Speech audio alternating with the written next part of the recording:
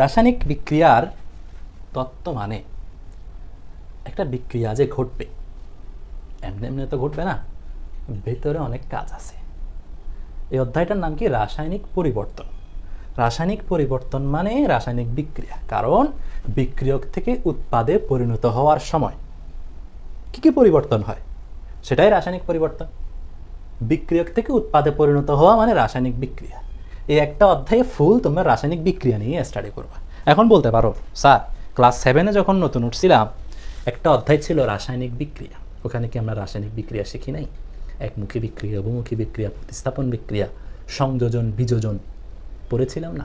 রাসায়নিক বিক্রিয়া তো জানি, ক্লাস 8-এও ছিল, SSC-তেও ছিল, ইন্টারে উঠে স্যার আবার কি রাসায়নিক বিক্রিয়া শিখাচ্ছেন। এখানে এই অধ্যায়ে ফুল অধ্যায়ে শিখবা শুধু রাসায়নিক বিক্রিয়া কি, বিক্রিয়া কি, বিক্রিয়ার ভেতরে কি হচ্ছে। আগে জানতা H2I2 মিলে 2HI হয়, এখন জানবা H2 আর I2 মিলে কেন HI হচ্ছে, H2O2 মিলে কেন পানি হচ্ছে। আগে জানতা যে H2 আর O2 মিলে পানি হয়ে যায়, এখন জানবা যে কেন পানি হচ্ছে, H2 থেকে O2 মিলে কিভাবে পানি হয়, কেন হয়।